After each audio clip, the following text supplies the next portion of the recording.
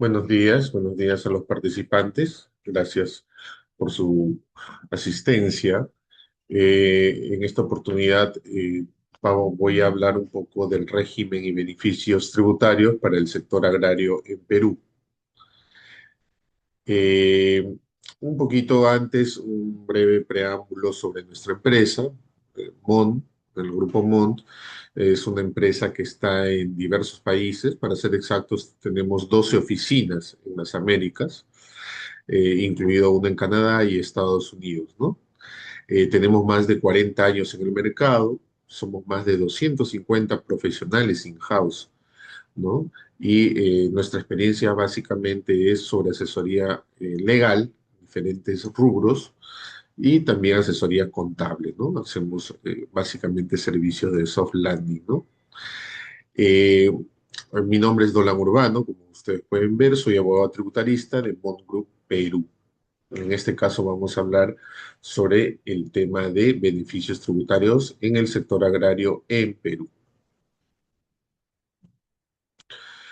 El régimen agrario en Perú tiene una norma reciente que es más, acaba de entrar en vigencia el 1 de enero del presente año. Es, como pueden ver ustedes allí, la ley 32434, ¿no? Sí, 32434.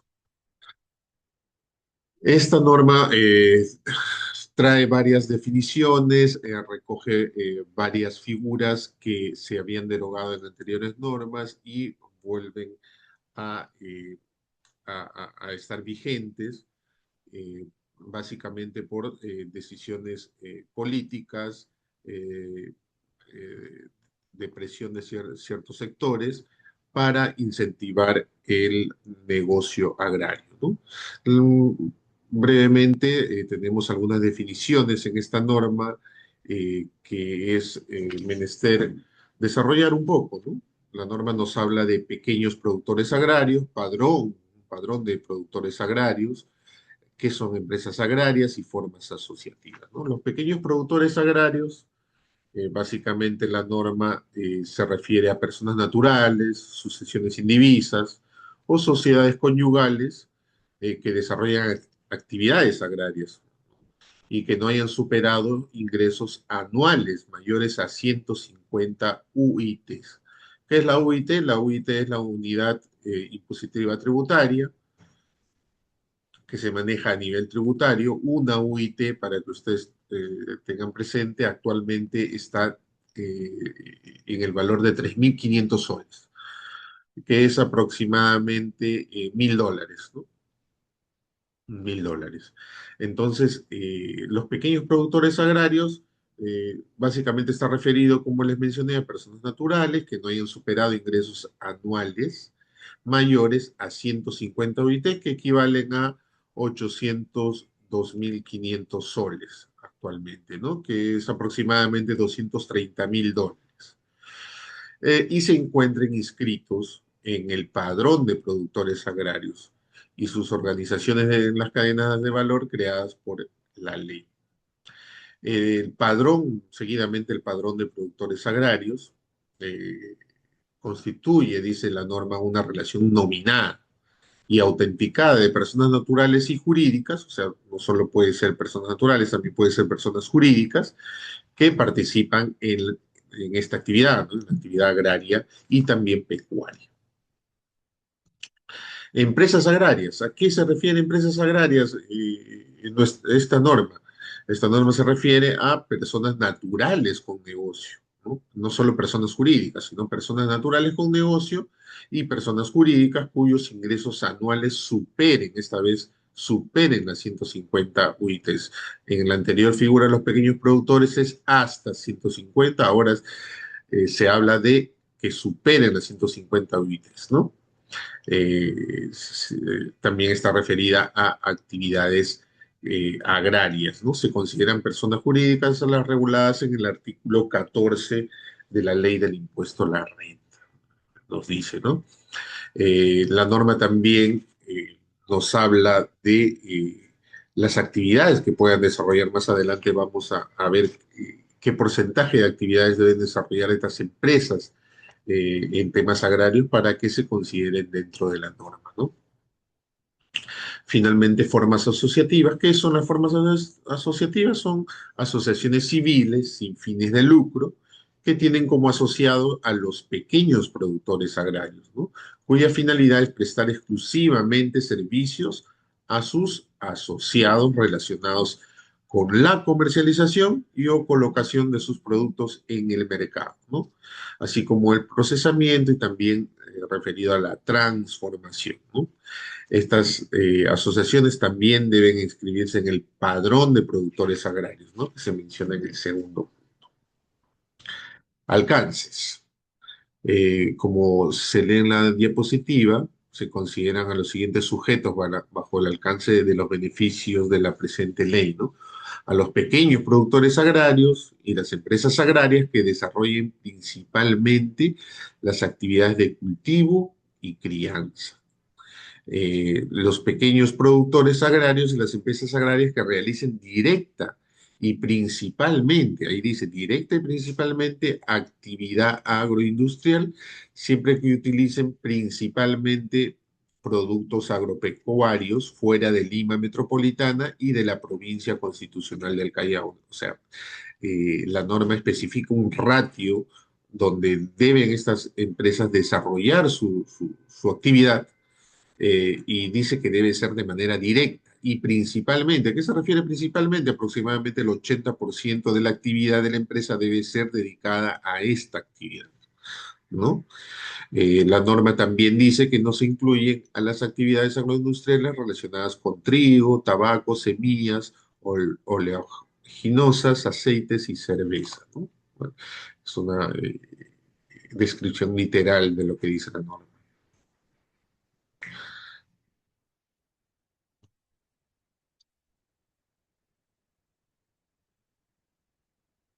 La ley también nos habla de beneficios, beneficios a pequeños productores que están en el padrón, ¿no? Pequeños productores agrarios. ¿Qué nos dice la norma? Que si sus ingresos son menores a 30 UITs, menores o iguales, ¿no? A 30 UITs, tengan en cuenta que la UIT está aproximadamente en $1.000, va a estar inafecto. En el rango de mayor a 30 UITs y menor o igual a 150 UITs, ya va a haber un pago por impuesto a la renta, ¿no? Un pago del impuesto a la renta de 1,5% sobre el exceso de las 30 UITs, ¿no? Y cuando el ingreso es mayor, en el caso de la B, ¿cómo se paga ese 1,5? La misma norma dice que es vía retención, ¿no? Y dice, son agentes de retención, tanto las formas asociativas, conforme a lo dispuesto en el párrafo 11,3, como las empresas agrarias según corresponda, dice, ¿no? Entonces, el pago es vía retención, ¿no? Retención de los negocios que hacen con empresas agrarias. Y cuando los ingresos superen los 150 OITs, dice que no hay retención. No hay retención, pero sí hay pago, evidentemente. ¿Y cómo es el pago del impuesto a la renta? El impuesto a la renta en Perú, un breve paréntesis, es de carácter territorial, ¿no? ¿Qué quiere decir esto? Que las actividades que se desarrollan en territorio peruano van a tributar con impuesto a la renta, ¿no? Salvo contadas excepciones como servicios digitales y asistencia técnica. No requieren territorialidad en esos casos, ¿no? Pero normalmente cualquier actividad de servicios o venta de bienes en territorio peruano va a estar afecto a impuesto a la renta. Cuando hay un ingreso mayor a 150 OITs, la norma me dice en el caso de pequeños productores que no va a haber retención, pero sí va a haber un pago por estos pequeños productores, ¿no? ¿Cómo va a ser el pago? Del 2026, que estamos ahora, hasta el 2035, la tasa va a ser del 15% anual, por si acaso. 15% anual por impuesto a la renta. La tasa general en Perú por impuesto a la renta es 29,5 anual. Y del año 2036 en adelante, la tasa va a ser normalizado, o sea, 29,5 como pagan todas las empresas, ¿no? ¿Qué más podemos decir de los pequeños productores? Básicamente eso, ¿no? Eso es su producción. Eh, el beneficio de impuesto a la renta a las empresas agrarias, esta vez, la norma nos habla de tasas de entre el 15% entre los ejercicios 2026 al 2035 y del 2036 en adelante va a ser 29,5. Nos habla también de pagos a cuenta, porque en Perú hay pagos a cuenta, como hay en otros países, ¿no? Pagos a cuenta, en el caso de los ejercicios 2026 al 2025 va a haber un pago a cuenta, que son mensuales, ¿no? Un pago a cuenta del 0,8%. Y del 2036 en adelante, el pago a cuenta mensual va a ser 1,5. Hay que tener en cuenta que estos pagos a cuenta son sobre los ingresos netos obtenidos en el mes, ¿no? Para las empresas agrarias. Otros beneficios. Ahí la norma también nos habla de un régimen especial de depreciación, ¿no? ¿Qué quiere decir esto? Bueno, la depreciación en términos generales, he puesto ahí una definición para ayudarnos un poco en este punto, es el proceso por el cual los bienes, como edificios, equipos y tecnología, pierden valor a lo largo del tiempo debido a su uso y al desgaste, ¿no? Y va habiendo un beneficio tributario en el transcurso de este periodo, ¿no? De acuerdo al tipo de bien o al tipo de servicio. O en el caso de tecnología, ¿no? En el caso de las empresas agrarias, pueden depreciar, nos dice la norma, a razón del 20% anual, que pueden depreciar el monto de las inversiones en obras de infraestructura hidráulica y obras de riego, afectadas a la producción de rentas grabadas, siempre que dichas obras hayan sido adquiridas o construidas durante los ejercicios 2026 y 2035, ¿no? Que es el periodo que inicia 2026 la vigencia de la presente norma, ¿no?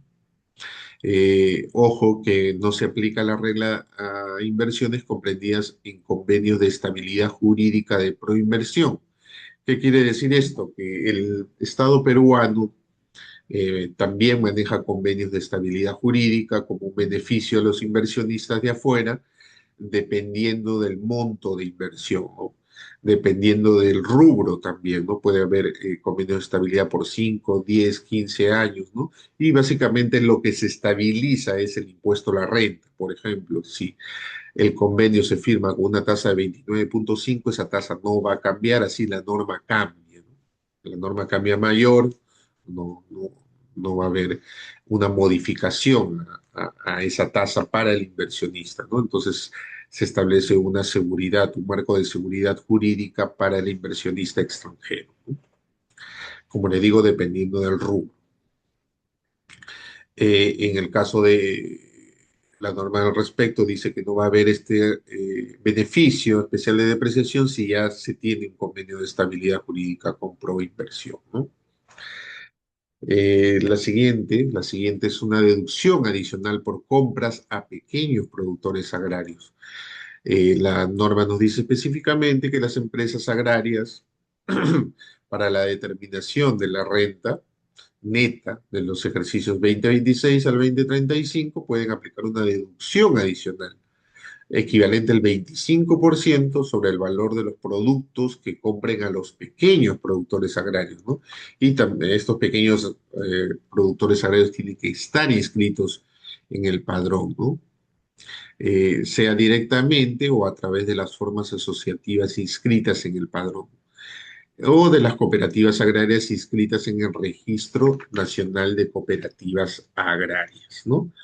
La norma también nos habla de que esta deducción adicional no puede exceder del 10% de los montos acreditados mediante comprobantes de pago que otorguen derecho a deducir gasto o costo y que se encuentren anotados en el registro de compras. El registro de compras es un registro que se exige a las empresas en Perú, ¿no? Relacionados a su contabilidad, ¿no?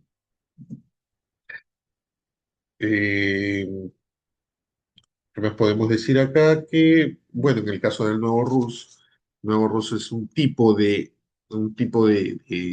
régimen tributario. En el Perú, en el caso del impuesto a la renta, tenemos diversos regímenes tributarios, ¿no? El nuevo RUS, régimen especial, régimen MIPE tributario, régimen general, ¿no? Entonces, cada régimen se maneja en diferentes tasas, ¿no? De acuerdo a la inversión, digamos, a los ingresos de la empresa, a los ingresos que tenga la empresa.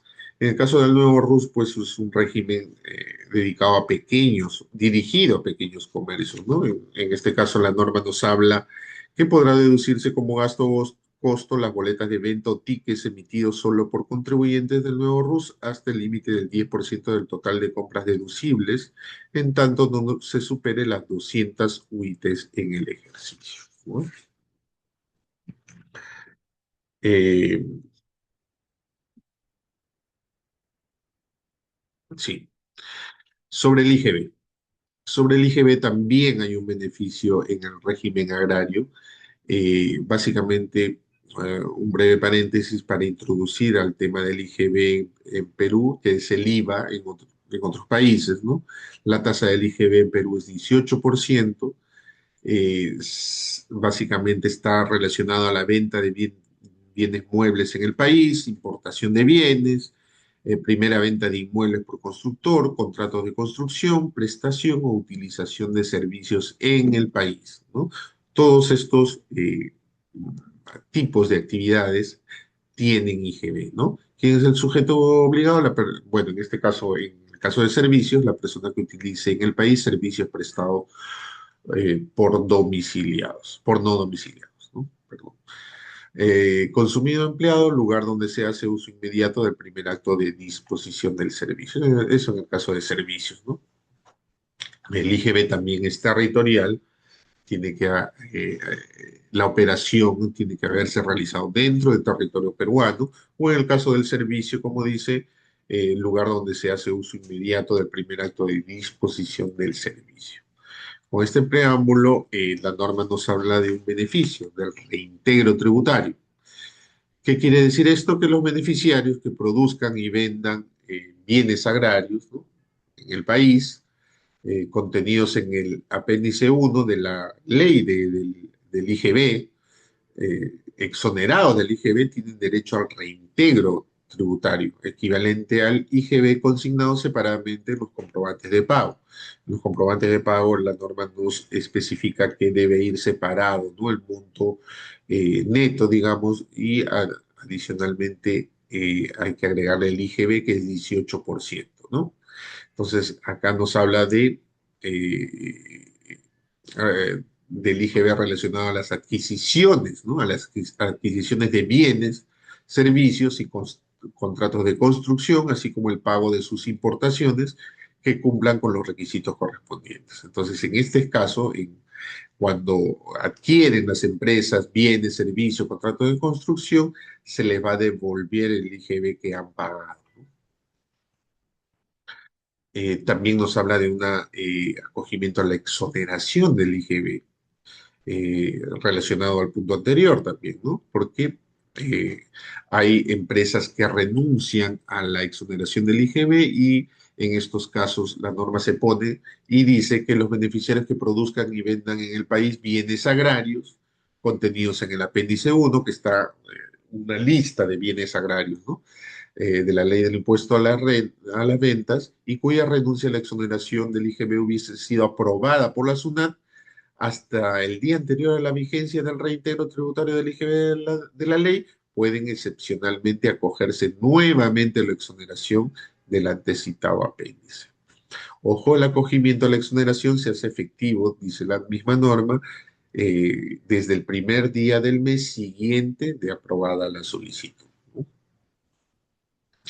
Esto, en términos generales, hasta acá llegamos con el tema de los beneficios tributarios. Son beneficios interesantes. Yo les invito a leer la norma. Ojo que también la norma nos habla de beneficios laborales, hay beneficios aduaneros. eh, a ver, nosotros también contamos con especialistas al respecto y cualquier pregunta, encantado de poder atenderlos eh, yo dejé al comienzo de la diapositiva mi contacto, pueden copiar mi contacto y hacerme llegar las preguntas correspondientes, ¿no? Creo que acá al final está el contacto Perú. Ahí está Perú. Ahí está Perú, le pueden tomar un pantallazo y pueden escribirnos y podemos responderle cualquier consulta que tengan al respecto sobre este régimen agrario u otros temas tributarios que consideren pertinentes, ¿no? También tenemos diversas áreas como constitución de empresas, también tenemos área minera, tenemos área de marcas. Entonces, todo lo relacionado a la constitución de la empresa pueden hacernos llegar sus preguntas, ¿no? Muchas gracias por su atención. Si hubiera alguna pregunta, encantado de poder responderle. Lo escriben por el chat y encantado de responderles.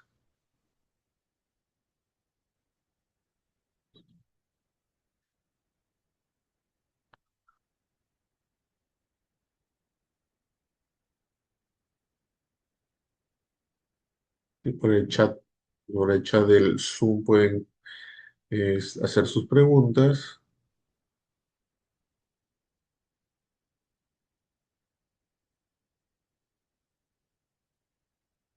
Sí, sí, bueno, hay una pregunta que dices justamente sobre los pequeños. Sí, la misma norma lo define. La misma norma define quiénes son pequeños productores, quiénes son empresas, quiénes son asociaciones. La norma, les invito a leer la norma que les detallo ahí en la diapositiva, porque está muy bien detallada. A ojo, un punto muy importante y que creo que no les he mencionado es respecto al reglamento de esta norma. La ley nos habla que debe salir un reglamento para desarrollar diversas cuestiones que se ha planteado en la norma, ¿no? Todavía está pendiente de salir este reglamento. El Ejecutivo ahora, como ustedes seguro se han enterado, está en diversos temas y aún no ha sacado el reglamento que es muy importante para el desarrollo de las figuras planteadas, ¿no? Y que se puede hacer uso de estos beneficios, sobre todo del que les he hablado, ¿no? Diversos beneficios. El reglamento aún no ha salido, está pendiente de salir. La norma dijo que el reglamento debía salir en aproximadamente 60 días, creo que ya hemos excedido porque fue el año pasado que salió esta norma.